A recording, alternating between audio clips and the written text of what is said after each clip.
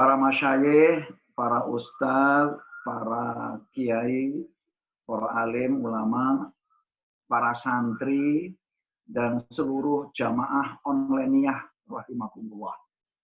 Selain jamaah zoomiyah juga jamaah onlineyah.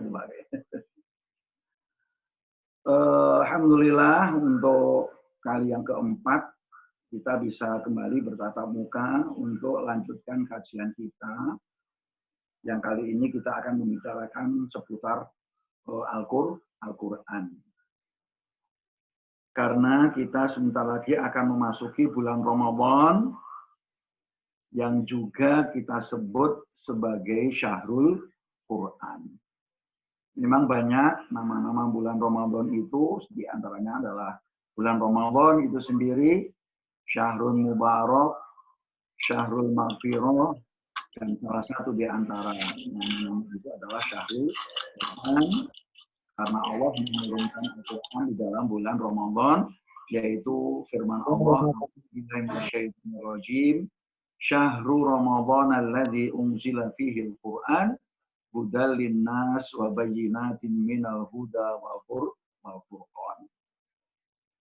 Para satid, masyayikh, dan seluruh jamaah yang sempat mengikuti kajian ini rahimahumullah.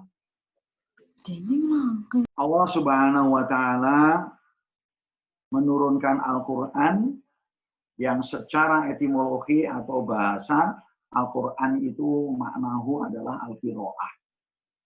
Al-Qur'an secara bahasa berarti al-qiraah atau bacaan. Sedangkan menurut terminologinya atau istilahnya, bagaimana disebut dalam banyak kitab, Al-Quran adalah kalamullahil munazzal ala Muhammadin sallallahu alaihi wasallam bil lughah al-arabiyyah al-muta'abbad bitilawati. Al-Quran adalah kalamullah, firman Allah. Perlu kita cermati, perlu kita tekankan di sini, Al-Quran bukan makhluk, bukan ciptaan Allah, tetapi kalamullah. Al-Munazzal ala Muhammad, yang diturunkan kepada Nabi Muhammad sallallahu alaihi wasallam bil lughah al-arabiyyah, dengan menggunakan bahasa Arab al-muta'abbad bitilawati, yang membacanya adalah merupakan suatu ibadah di sisi Allah Subhanahu wa ta'ala. Begitu banyak hadis-hadis Nabi yang menyebutkan tentang keutamaan membaca Al-Quran, keutamaan mempelajari Al-Quran, keutamaan menghafal Al-Quran, apalagi mengamalkan Al-Quran. Membaca tanpa memahami saja itu al-muta'abbad bitilawati, sudah dianggap ibadah. Apalagi menghafalkan, memahami isinya, terlebih lagi mengamalkannya sebagai pegangan hidup. Tentu adalah merupakan ibadah yang sangat tinggi di sisi Allah Subhanahu wa ta'ala. Salah satu sabda Rasulullah Shallallahu Alaihi Wasallam yang sangat masyhur, yang kita sudah sering mendengar sejak kita belajar di Taman Pendidikan Al-Quran, yaitu sabda Nabi, sabda Nabi, ya bukan firman Allah, tapi sabda Nabi Shallallahu Alaihi Wasallam, khairukum man ta'allama al-Quran wa 'allamah. Sebaik-baik kamu adalah orang yang ta'allam Al-Quran, belajar Al-Quran, fa'allamahu, dan mengajarkan Al-Quran. Belajar membaca saja itu adalah merupakan suatu kebaikan. Mengajarkan Al-Quran juga merupakan suatu kebaikan. Belum lagi keutamaan membaca Al-Quran, di mana Rasulullah SAW menyabdakan tentang keutamaan membaca Al-Quran. Salah satunya adalah sabda beliau, la aqulu alif lam mim harfun, walakin alifun harfun, wa lamun harfun, wa mimun harfun. Kata Nabi, alif lam mim itu bukan satu huruf, tetapi alif itu satu huruf, lam satu huruf, dan mim satu huruf. Padahal Allah Subhanahu wa Ta'ala akan membalas setiap huruf sebagai sebuah hasanah, sebagai sebuah kebaikan. Wal hasanatu bi asyri amsalihha, dan setiap kebaikan akan Allah balas dengan 10 kali kebaikan. Jadi ketika kita membaca alif lam mim, itu minimal kita mendapatkan kebaikan dari sisi Allah 30 kebaikan. Ini baru kebaikan dari bagaimana kita membaca saja. Bisa dibayangkan jika kita menjadikan Al-Quran sebagai pegangan hidup, baik di dunia maupun di akhirat, pastilah kebaikan dan pahala di sisi Allah, ataupun yang kita peroleh sesuatu yang sangat luar biasa, yaitu kebahagiaan dan kemuliaan hidup di dunia dan di akhirat. Masyaallah muslimin, jamaah sekalian yang kami muliakan, yang kami hormati. Tadi dalam definisi telah kami sampaikan bahwa Al-Quran adalah merupakan kalamullah, firman Allah, al-munazzal yang diturunkan kepada Muhammad SAW bil al-Arabiyyah dan bahasa Arab, al-muta'abbad ditilawati. Namun demikian, masih banyak juga orang-orang yang meragukan akan kebenaran Al-Quran. Masih meragukan atau sanksi terhadap kebenaran Al-Quran. Padahal Al-Quran itu memiliki al-aghrad atau sesuatu yang melatar belakangi kenapa, untuk apa Al-Quran diturunkan oleh Allah Subhanahu wa Ta'ala kepada Rasulullah Muhammad Sallallahu Alaihi Wasallam. Yang pertama, Al-Quran sebagai hidayah atau petunjuk, sebagaimana firman Allah dalam Al-Quran dalam surah Al-Baqarah, "Dzalikal kitabu la raiba fihi hudal lil muttaqin." Fungsi Al-Quran adalah sebagai hidayah bagi orang-orang yang bertakwa. Juga firman Allah dalam Quran surah Al-Isra ayat 18 kalau 9 kalau nggak salah. Inna hadzal Qur'an yahdi lillati hiya aqwam wa yubashshirul mu'minina alladziina ya'maluna ash-shalihati anna lahum ajran. Inna hidayah atau Al-Quran sebagai petunjuk kepada jalan yang lurus, bahkan lillati hiya aqwam, memberikan jalan kepada jalan yang paling lurus, yaitu jalan Allah Subhanahu wa Ta'ala, Islam yang dibawa oleh para nabi dan para rasul dan disempurnakan oleh Rasulullah Muhammad Sallallahu Alaihi Wasallam. Ini yang ke-1 atau fungsi yang pertama, yaitu sebagai petunjuk. Manakala petunjuk itu Al-Quran, kita jadikan pegangan hidup, kita jadikan sebagai the rule of our life, sebagai pedoman kita dalam kehidupan ini, maka sebagaimana janji Rasulullah SAW, lan tadillu abada, kalian tidak akan pernah tersesat selamanya, in tamassaktum bihima, jika kalian berpegang pada keduanya, yaitu kitabullah wa sunnatul Rasulillah sallallahu alaihi wasallam. Yang kedua, Al-Quran itu juga berfungsi sebagai mukjizat, yaitu al-i'jaz, fungsi i'jaz. Mukjizat yang dibawa oleh Rasulullah sallallahu alaihi wasallam, yang mukjizat Al-Quran itu berbeda dengan mukjizat para nabi dan rasul sebelumnya.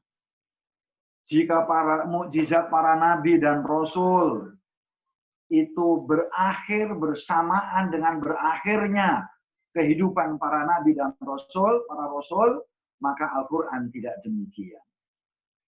Kita tahu salah satu mukjizat Nabi Musa alaihi salam adalah tongkat beliau. Atas izin Allah, tongkat itu dipukulkan ke Laut Merah, maka terbelahlah menjadi jalan. dipukulkan ke batu di padang pasir, fangfajarat min husnata asyrata aina, memancarkan 12 mata air, sejumlah suku umat Nabi Musa alaihissalam yang terdiri dari 12 suku. Qad alima kullu unasim masyrabahum, dan seterusnya, sehingga masing-masing kaumnya, masing-masing suku memiliki satu mata air sendiri-sendiri yang mereka ketahui. Dan ketika Rasul Allah Musa alaihissalam telah wafat, maka mukjizat itu pun berakhir. Mukjizat tongkat itu pun berakhir. Demikian juga Nabi Ibrahim memiliki mukjizat, yaitu tidak mempan dibakar oleh api. Mukjizat itu pun berakhir di saat Rasulullah Ibrahim, bahkan sebelum Rasulullah Ibrahim wafat pun sudah berakhir.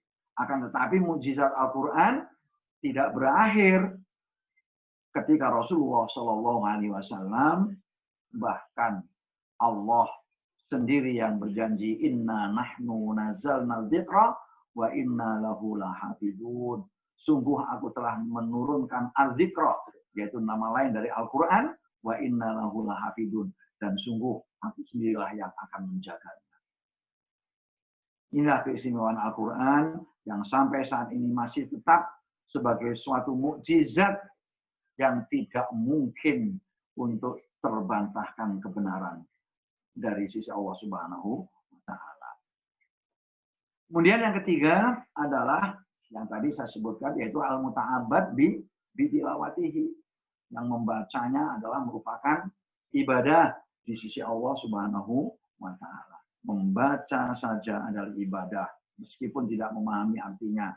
Menghafal saja juga ibadah, meskipun tidak mengetahui artinya. Terlebih lagi mengamalkan. Pasti Allah akan membalasnya dengan kebaikan-kebaikan yang luar biasa, baik di dunia maupun di akhirat. Akan menjamin keselamatan seseorang. Dia tidak akan menjadi tersesat.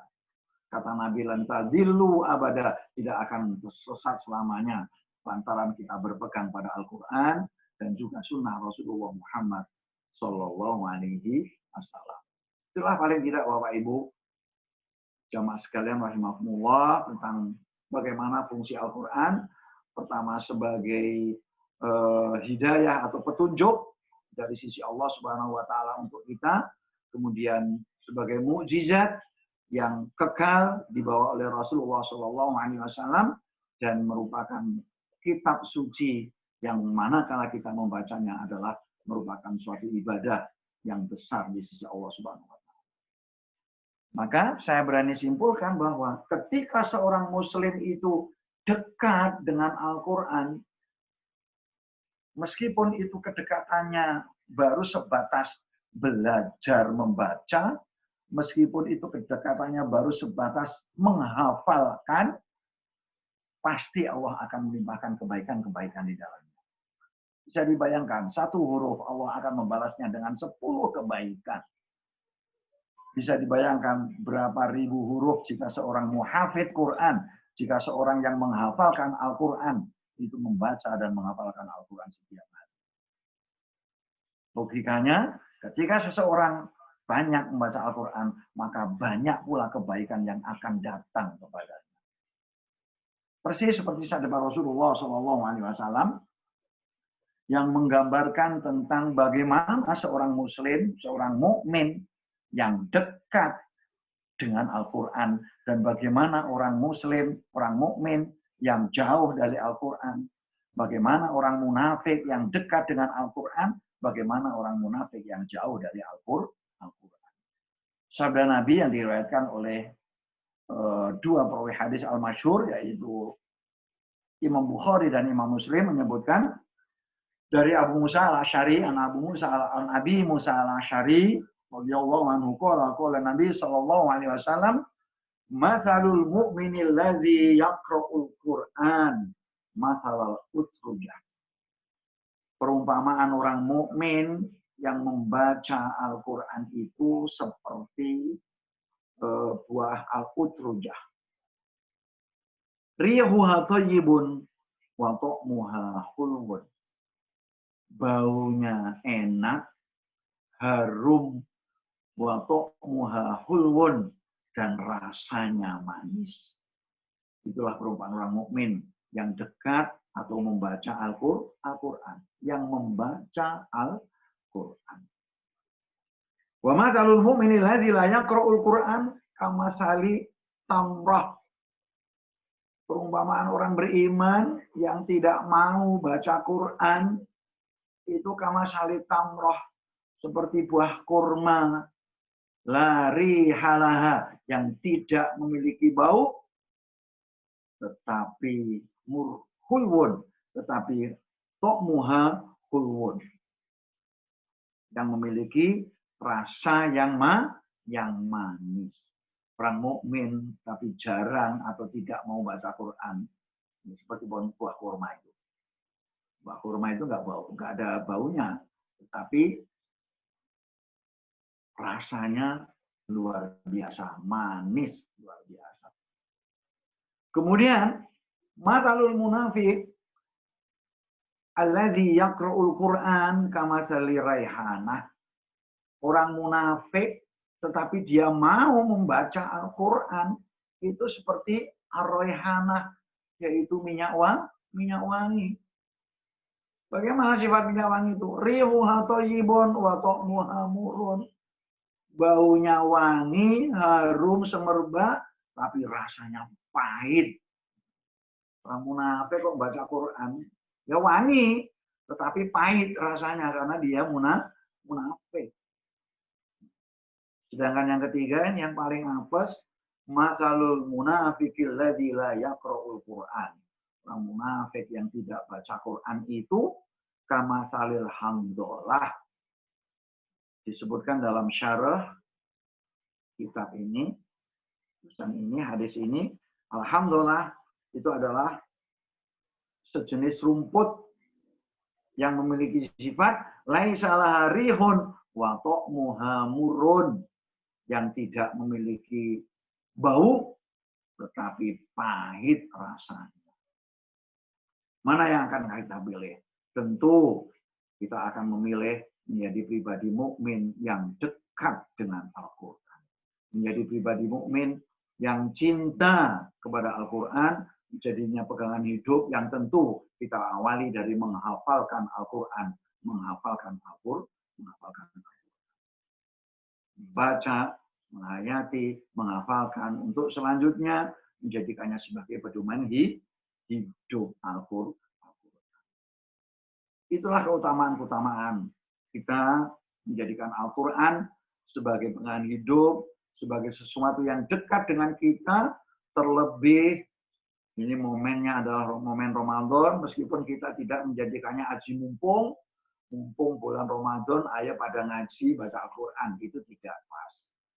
Karena membaca Al-Quran itu sepanjang hayat, tidak harus nunggu Ramadan, tapi memang intensitasnya boleh untuk dikaitkan.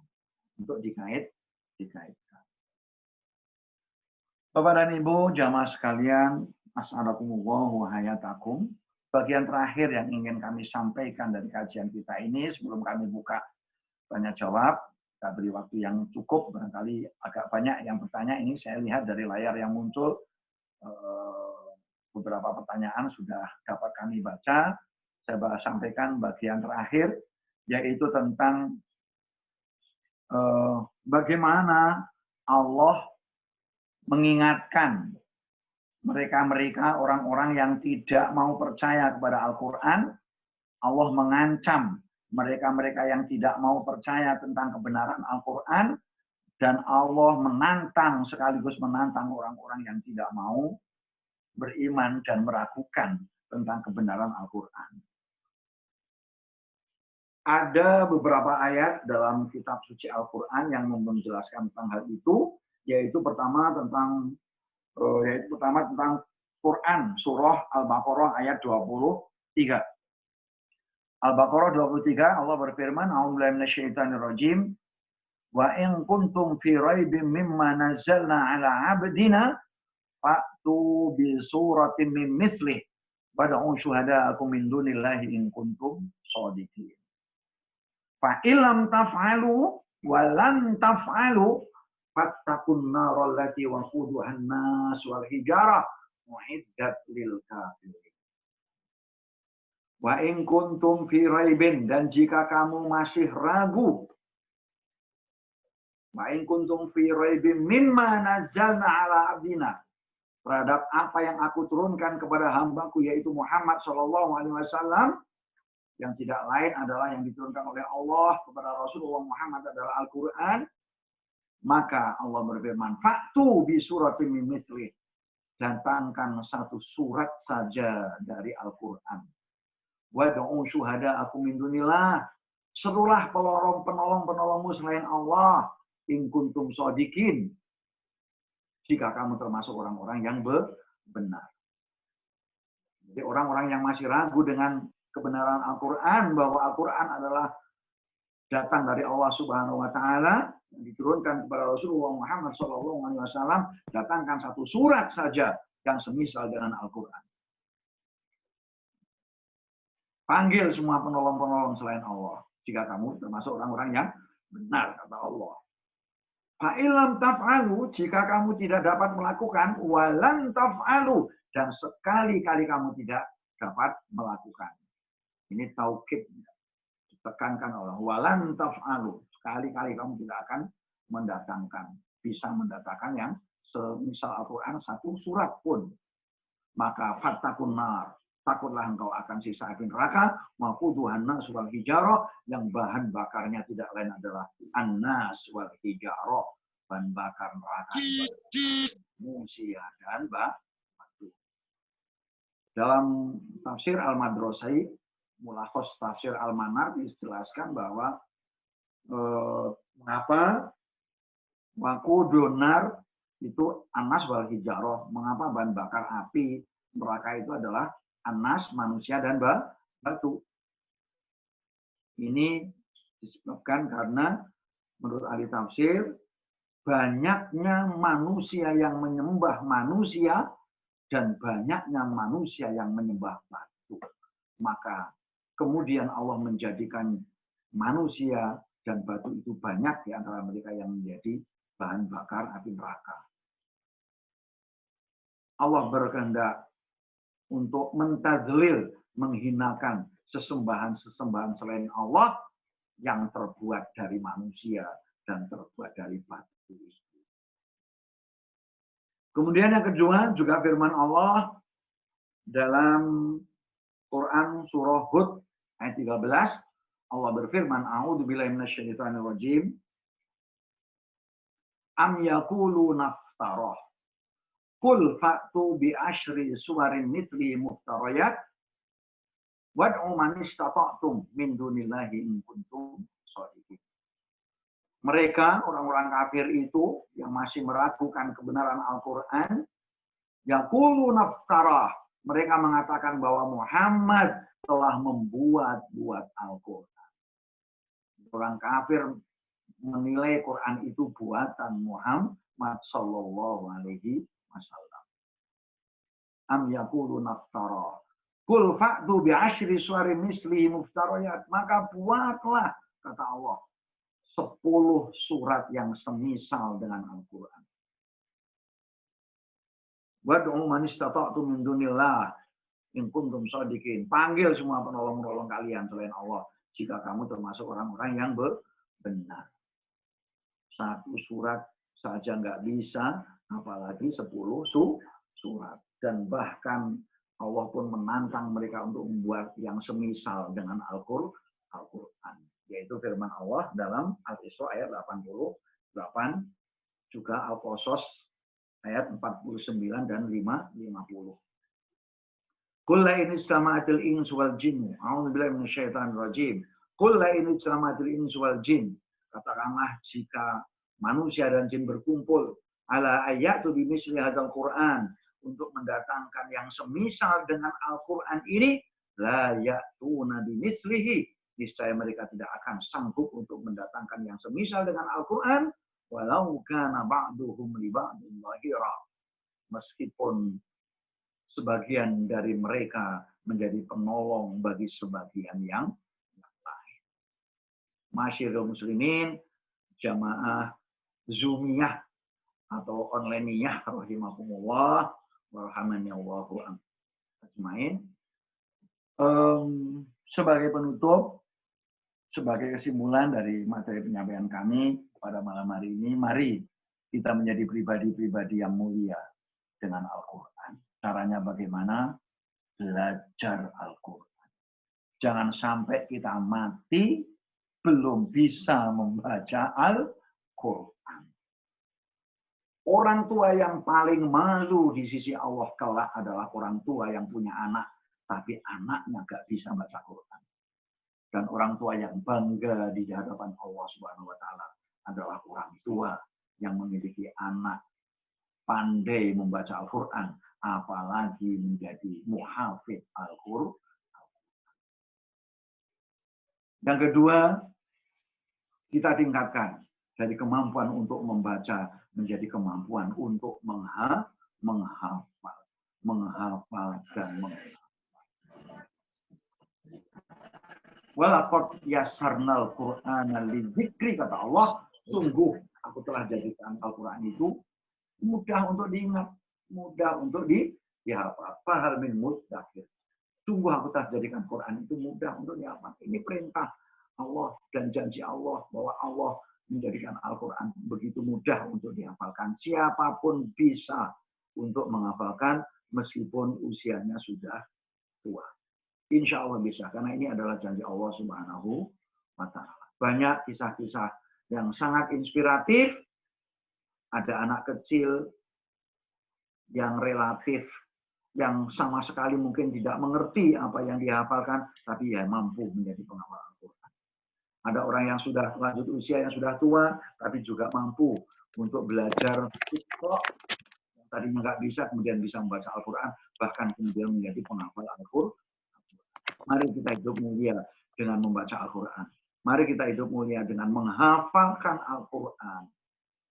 Dan tentu yang paling besar adalah menjadikannya sebagai pedoman hidup, sebagaimana Rasulullah Shallallahu Alaihi Wasallam, wa'adu 'alaiha bin nawadis, kata Nabi, peganglah erat-erat seakan-akan kau menggigitnya dengan geraham-geraham kamu.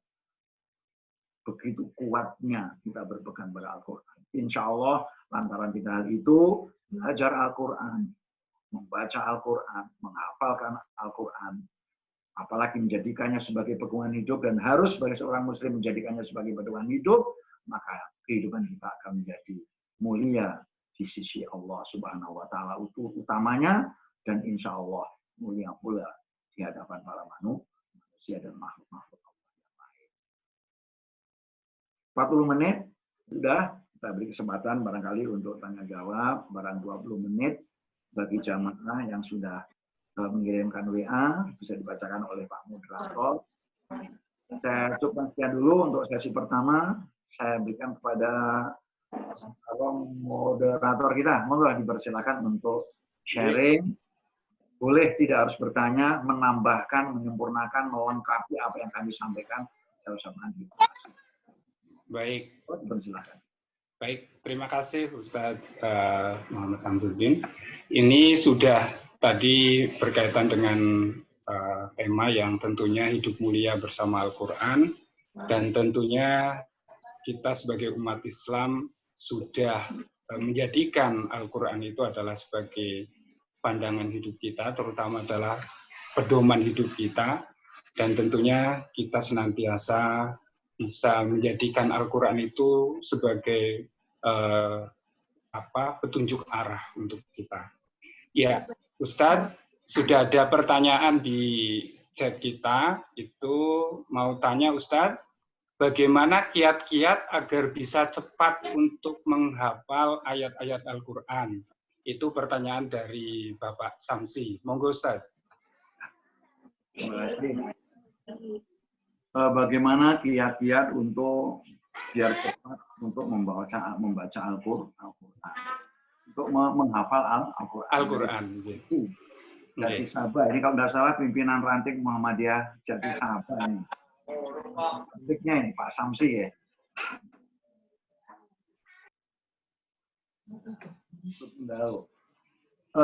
bagaimana kiat-kiat untuk menghafal Al-Quran. Saya jadi ingat sebuah mahfuzat atau kata-kata dari Imam Asy-Syafi'i. Imam Syafi'i berkata, syakautu ila waqi'in su'a hifdzi fa arsyadani ila tarkil ma'asi wa akhbarani bi anal ilma nurun wa nurullahi la yuhda lil 'asi. Syakautu, kata Imam Syafi'i, aku mengadu ila waqi' kepada guruku yang bernama Waqi'. Jadi Imam Syafi'i yang ketika usia 8 atau 9 tahun sudah hafal Al-Quran itu suatu ketika mengadu kepada gurunya, yang guru beliau itu bernama Waqi'. Tentang apa yang Imam Syafi'i adukan? Tentang su'ah hifdzi, tentang kesulitanku di dalam menghafal. Suatu ketika Imam Syafi'i bertanya kepada gurunya tentang bagaimana saya kok sulit sekali menghafal guru. Barangkali bahasa kita begitu. Maka apa jawaban Waqi'? Fa'arsyadani ila tarkil ma'asi. Guruku Waqi' memberikan arahan kepadaku ala tarkil ma'asi, untuk meninggalkan maksiat. Wa akhbaroni bi annal ilma nur, dan guruku memberitahu kepadaku bahwa ilmu itu adalah cahaya. Wa nurullah la yuhda lil 'asi, dan cahaya Allah tidak akan diberikan kepada orang yang banyak berbuat maksiat. Maka kunci utama menghafalkan biar cepat adalah, pertama, syarat utamanya adalah menjauhkan diri dari kemaksiatan. Ini menurut Imam Syafi'i. Karena apa? Nurullah. Al-ilmu nur. Ilmu itu adalah cahaya.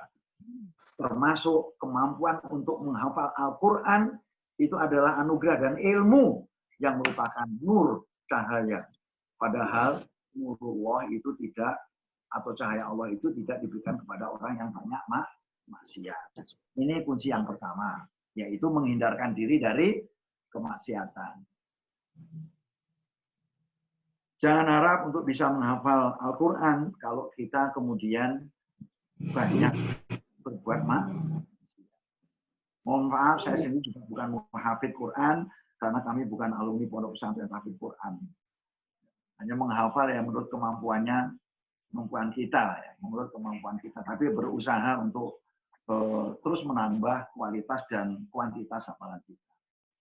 Yang kedua adalah membaca dan membaca secara kontinu, terus menerus. Adapun metodologi tahfidz secara khusus pasti ada sendirinya, ada cara sendiri di pesantren tahfidz Quran. Itu yang lebih mendalam. Beliau-beliau, para asatidz, para muhafidz, para hufad yang pernah langsung mempraktekkan, apalagi sampai hafal 30 juz. Akan tapi secara umum, berdasarkan pengalaman kami, membimbing santri-santri kami di Pontrenmu, Pesantren Muhammadiyah Mumtazah, Muhammadiyah Haji Barang, pengalaman kami adalah continue, rutin. Ya, rutin.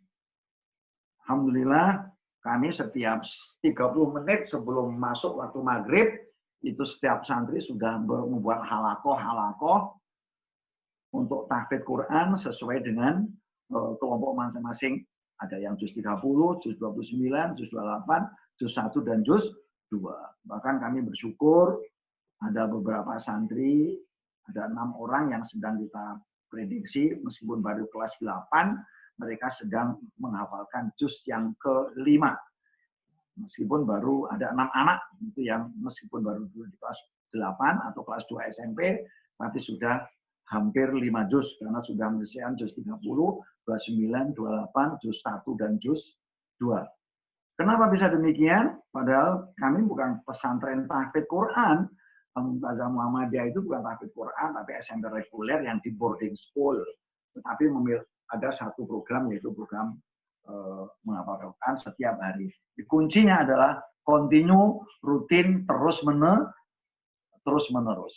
terus-menerus. Ini adalah dua kunci itu yang sering kami sampaikan kepada para santri kami, yaitu hindarkan diri kita dari bermaksiat kepada Allah Subhanahu wa taala. Kemudian yang kedua adalah secara kontinu, terus-menerus. Memang perlu kesabaran, ya, perlu kesabaran di dalam menghafalkan Al-Qur'an. Tetapi percayalah, as-sabru kas-sabiri murun fi madaqatihi lakin awaqibuhu ahla minal asal. Sabar itu pahit seperti brutawali, akan tetapi akibatnya lebih manis daripada madu. Masuk menghafalkan Al-Quran itu butuh kesabaran, butuh keuletan, butuh ketekunan. Jada-wajada itu betul-betul diterapkan, tidak pantang menyerah, terus sabar, terus-menerus, continue. Insya Allah akibatnya akan lebih manis daripada madu. Itu sedikit sharing pengalaman bagaimana kami membimbing anak-anak untuk menghafalkan Al-Quran menurut kemampuan yang dimiliki oleh mereka. Sedangkan metodologi bagaimana metode bimbingan tahfidz, maaf, yang lebih tahu adalah bagaimana para hufat yang pernah beberapa tahun di pondok pesantren tahfidz Quran sehingga bisa hafal. Insya Allah akan kita pelajari. Insya Allah kita pelajari. Demikian, mohon maaf. Silakan. Ji, Ustaz, ini banyak sekali pertanyaannya, Ustaz. Yang kedua dari Pak Derajat, izin bertanya Ustaz, dalam Al-Quran berisi perintah, larangan, petunjuk, baik yang ada di dunia maupun di akhirat. Kelak, dan kalau ada orang Islam merasa belum yakin terkait isi Al-Quran, maka ini digolongkan orang-orang seperti apa, Ustaz? Mohon penjelasannya. Dari Pak Derajat, mohon Ustaz. Orang Islam tapi tidak percaya terkait dengan isi Al-Quran, itu digolongkan sebagai apa, Ustaz? Monggo. Terima kasih Bapak atas pertanyaannya. Orang yang mengingkari terhadap kebenaran Al-Quran, baik secara keseluruhan ataupun bahkan sebagian, itu kufur. Tidak percaya. Mengingkari terhadap kebenaran Al-Quran, apalagi keseluruhan, sebagian saja, mengingkari sebagian saja itu sudah ancamannya adalah kufur. Apalagi mengingkari secara keseluruhan. Maka, mohon maaf, dalam hal yang sangat sensitif, terutama di pengajian-pengajian ibu-ibu, saya sering meluruskan tentang fankihu ma tobalaku minan nisa imas nawasula sawaruba, yaitu tentang konsep, mohon maaf, konsep poligami. Karena masih banyak yang kemudian menolak konsep ini. Mestinya sebagai seorang muslim secara konseptual, mau tidak mau, suka atau tidak suka, kalau kita sudah meyakini kebenaran Al-Quran, dia harus menerima konsep itu dalam tataran konsep. Tapi dalam tataran aplikasi, yaitu pelaksanaan, bisa saja seorang wanita kemudian tidak setuju. Itu haknya dia untuk tidak setuju manakala suaminya tidak diizinkan ataupun tidak, agar tidak melaksanakan poligami. Itu nggak masalah. Karena apa? Pertimbangannya adalah untuk melakukan poligami itu persyaratannya tentunya tidak mudah. Atau tanggung jawabnya adalah tidak mudah. Tapi secara tataran konsep, bicara tentang tataran konsep, orang muslim, laki-laki ataupun perempuan, laki-laki mungkin setuju semua. Ya, perempuan yang muslim seringkali saya ngisi pengajian itu banyak yang kemudian menolak ayat ini. Ini juga berbahaya sekali. Secara konsep kita harus menerima karena konsep itu datangnya dari Allah. Meskipun kemudian boleh saja kita ketika suami kita akan berpoligami, kemudian kita tidak setuju, boleh saja kalau kita melihat bahwa suami kita dimungkinkan tidak mampu untuk melakukan itu. Jadi pada tataran konsep mau tidak mau harus menerima, ada mau pada tataran pelaksanaan atau aplikasinya bisa saja kemudian tidak menerima karena tahu kemampuan akan suaminya. Penghasilan pas-pasan mau poligami, mau gimana? Istimewa yang akan setuju. Saya kira begitu. Moga karena masih banyak pertanyaan agak di. Maaf.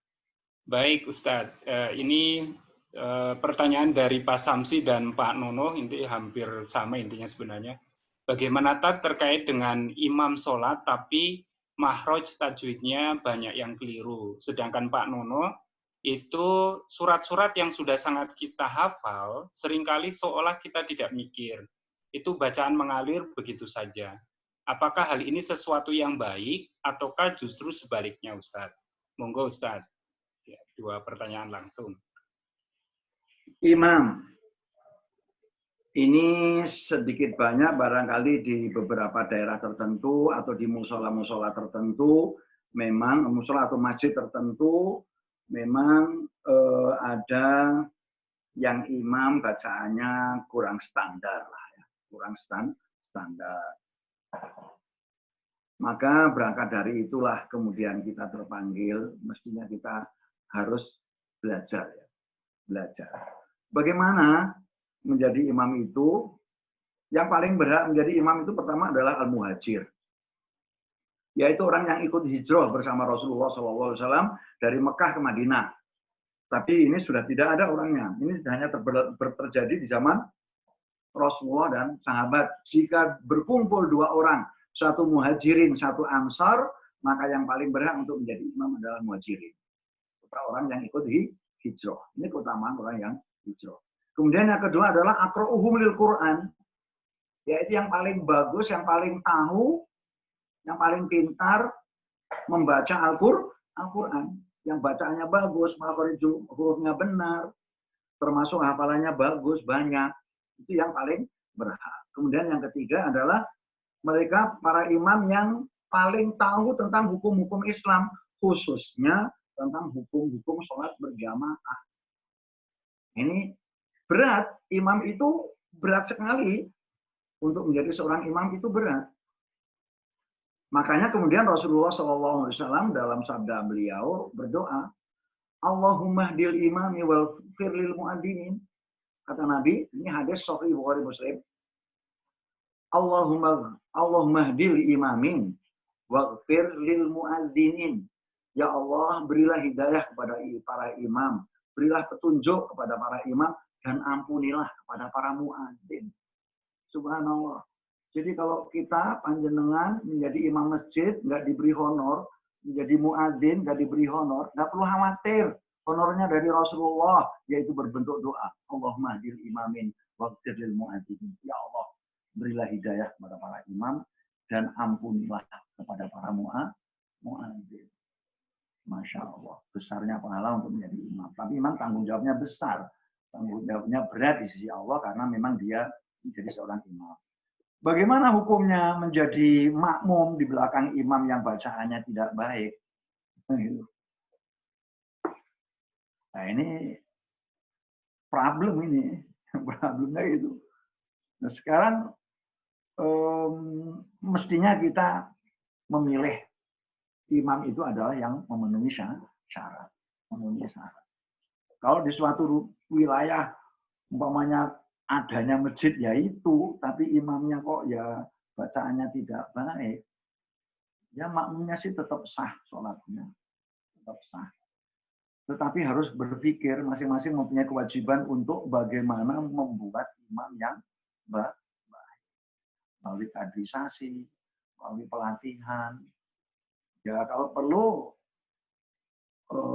kalau memang sudah ada kader yang siap untuk diorbitkan, ya tidak harus yang sepuh kemudian tidak mau regenerasi. Apalagi mungkin pelafalannya karena usia sudah udur, mengurangi kefasohah, mengurangi kefasihan. Yaitu para imam harus juga memahami hal-hal yang seperti ini. Karena menjadi imam itu bukan suatu kebanggaan, tapi itu adalah amanah atau hal yang berat tanggung jawabannya ataupun perannya sangat penting untuk menyempurnakan makmum di dalam pelaksanaan ibadah sholat. Saya kira begitu. Kemudian tadi yang kedua tadi, bagaimana tadi ya?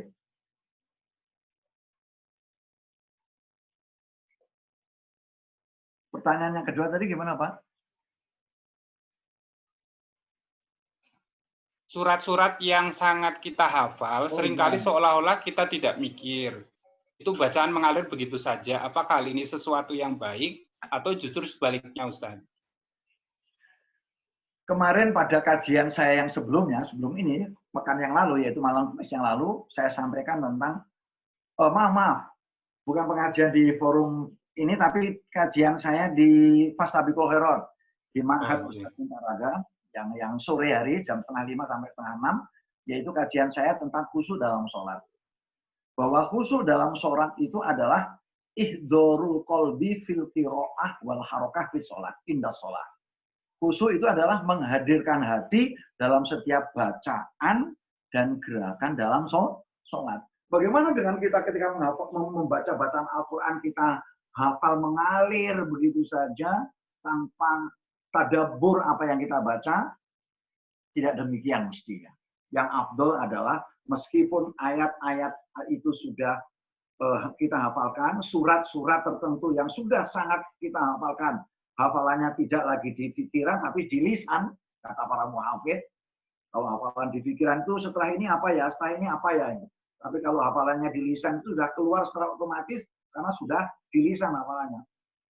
Kalau kita kemudian membaca Al-Quran dalam waktu sholat atas ayat-ayat yang kita sudah begitu lancar, kemudian menghilangkan aspek tadabbur, maka akan mengurangi tingkat kekhusyukan. Karena khusyuk dalam sholat itu adalah idhorul qalbi fil qiraah wal harokah innal sholat, yaitu menghadirkan hati dalam setiap bacaan dan gerakan ketika sholat. Apakah bacaan kita itu yang sudah hafal banget, ya tetap kita harus bisa menghadirkan hati di situ. Atau bacaan-bacaan yang mungkin kita belum hafal. Apakah bacaan itu sudah sangat dihafalkan luar kepala atau belum, sama saja tuntutannya adalah hati kita ikut hadir dalam setiap apa yang kita baca. Itulah yang disebut dengan sholat yang khusyuk. Jadi yang baik bagaimana? Yang baik adalah meskipun hafalan kita sudah sangat lancar, surat-surat yang begitu hafal, tetap kita mentadaburi apa yang kita baca sebagai bentuk ihdorul qalbi itu tadi, menghadirkan hati dalam setiap bacaan dan gerakan. Maka mau dipersilakan untuk pertanyaan berikut. Pertanyaan berikutnya itu ada orang Islam yang tidak bisa membaca Al-Quran tapi muamalahnya baik. Sedangkan yang lain biasa membaca Al-Quran tetapi amalannya biasa-biasa saja. Bahkan malah terkesan kurang. Pertanyaannya di antara keduanya manakah yang lebih mulia di mata Allah Subhanahu wa taala? Kemudian dilanjut ini dengan Pak Sohirun, sebenarnya hampir sama dengan di atas, Ustadz, sudah hafal tapi beberapa hari bulan itu lupa. Bagaimana cara agar bisa hafal terus? Tadi saya kira sudah dijelaskan di depan, ya Ustadz. Kemudian pertanyaan berikutnya itu, Ustadz, bagaimana peta peran keibadahan dalam mempelajari antara ayat kauliyah dan ayat kauniyah? Bagaimana cara meningkatkan pemahaman ayat-ayat kauniyah? Monggo Ustadz. Ini dua pertanyaan langsung. Terima kasih. Sesungguhnya membandingkan orang yang rajin membaca Al-Quran, tetapi amal perbuatannya tidak baik, dibandingkan dengan orang yang sama sekali nggak bisa membaca Al-Quran, tapi amal perbuatannya lebih baik, itu sebuah perbandingan yang menurut saya kurang pas. Mestinya kita membuat perbandingan yang, mohon maaf, perbandingan yang membaca Al-Quran kaitannya dengan kebaikan. Sama saja pertanyaan itu dengan pertanyaan yang memilih pemimpin yang muslim tapi tidak baik atau enggaknya, kita berusaha, ya, siapapun kita, mohon maaf, harus tetap ada usaha bahwa kalau kita sudah membaca Al-Quran, janji Allah adalah likulli harfin hasanah. Setiap satu huruf itu akan dibalas oleh Allah ditulis oleh Allah sebagai suatu kebaikan. Jadi seorang yang rajin baca Al-Quran itu satu hurufnya ditulis satu kebaikan, dan satu kebaikan dibalas oleh Allah dengan 10. Maka saya yakin kalau orang itu dekat dengan Al-Quran, rajin membaca Al-Quran, insya Allah kebaikannya akan semakin banyak. Akan banyak kebaikannya. Karena dia dibalas setiap hurufnya oleh Allah sebagai sebuah kebaikan yang dibalas dengan 10 kebajikan. Sekali lagi mohon maaf jika kemudian saya kurang pas dengan pertanyaan dan pembandingan seperti itu. Mirip seperti ketika kita memilih pemimpin muslim tapi kurang baik atau pemimpin non muslim tetapi baik. Ini menurut saya kurang, mohon maaf, kurang pas. Adapun untuk bagaimana yang kauniyah, ayat kauniyah tadi bagaimana? Mohon maaf Bapak, diulangi sekali lagi. Jadi bagaimana peta keibadahan dalam mempelajari antara ayat kauliyah dan ayat kauniyah? Bagaimana cara meningkatkan pemahaman ayat kauniyah? Meningkatkan pemahaman ayat kauniyah. Terima kasih. Betul bahwa tanda-tanda kebesaran Allah, ayat itu maknahu adalah alamah, tanda. Ayatun min ayatillah, ayat di antara ayat-ayat Allah. Itu adalah tanda di antara tanda-tanda kebesaran kekuasaan Allah Subhanahu wa Ta'ala. Yang memang tanda-tanda kebesaran Allah itu ada yang tersurat, ada yang tersirat. Yang tersurat itu adalah apa yang Allah sebutkan dalam Al-Quran, yang Allah firmankan dalam Al-Quran. Sedangkan yang tersirat itu yang berserakan di muka bumi. Sebagaimana Allah firmankan juga dalam Al-Quran, A'udzubillahi minasyaitonirrajim, Inna fi khalqis samawati wal ardi wa ikhtilafil laili wan nahari wal fulkil lati tajri fil bahri bima yanfa'un nas wa tasrihis sahabil musakhkhari bainas samai wal ardi la ayatil liulil albab. Kalau tidak salah akhirnya demikian. Mohon maaf kalau saya lupa, mohon untuk koreksi. Bahwasanya inna fi khalqis samawati wal ardi, dalam penciptaan langit dan bumi, bergantinya siang dan malam, bahtera yang atau kapal yang melaut di samudra atau bahtera yang berlayar di samudra. Pun demikian, angin yang berhembus ataupun awan yang ada di antara langit dan bumi itu adalah tanda-tanda ayat atau tanda-tanda kekuasaan Allah Subhanahu wa Ta'ala bagi orang-orang yang berpikir. Dan banyak sekali Allah pun juga berfirman dalam Quran yang sering kita dengar, afala yang yuruna ilal ibili kaifa khuliqat. Tidakkah mereka melihat bagaimana unta itu diciptakan? Wa ilas sama kaifa rufi'at, bagaimana langit ditinggikan? Wa ilal jibali kaifa musibat. Mereka tidak melihat pula bagaimana gunung ditancapkan. Wa ilal ardi kaifa sutihat, dan bagaimana bumi. Semua yang Allah ciptakan itu, unta, langit, gunung, bumi adalah merupakan tanda-tanda kebesaran Allah Subhanahu wa Ta'ala. Bagaimana kita memahaminya? Tafakkaru fi khalqillah. Berpikirlah terhadap ciptaan-ciptaan Allah. Yaitu mentadaburi, menghayati, mentadaburi, memahami, mendalami. Makanya kemudian tidak salah jika seorang mukmin itu menjadi ahli geologi. Dalam rangka mentadaburi, mengkaji ayat-ayat dan tanda-tanda kebesaran Allah. Itulah salah satu caranya. Mempelajari secara dalam. Menjadi ahli tentang gunung berapi. Menjadi ahli tentang masalikin nujum, yaitu perjalanan perbintangan, astronomi, dan seterusnya. Itu yang akan mampu mendekatkan kita kepada Allah Subhanahu wa Ta'ala. Innama yakhsyallaha min ibadil ulama. Sesungguhnya yang takut kepada Allah adalah hamba-hamba Allah yang mengetahui Allah, mengetahui kebesaran Allah dalam ciptaan-ciptaannya, itu bisa mendekatkan diri kita kepada Allah Subhanahu wa Ta'ala. intinya bagaimana caranya, yaitu dengan memperdalam secara spesialis, secara lebih detail lagi, mempelajari disiplin-disiplin ilmu tentang ayat-ayat kauniyah.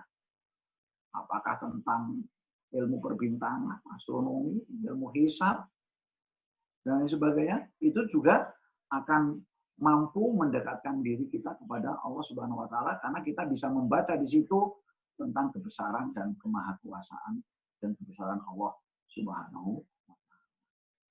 Saya kira sudah lewat 60 menit, mohon maaf, barangkali kita cukupkan dulu.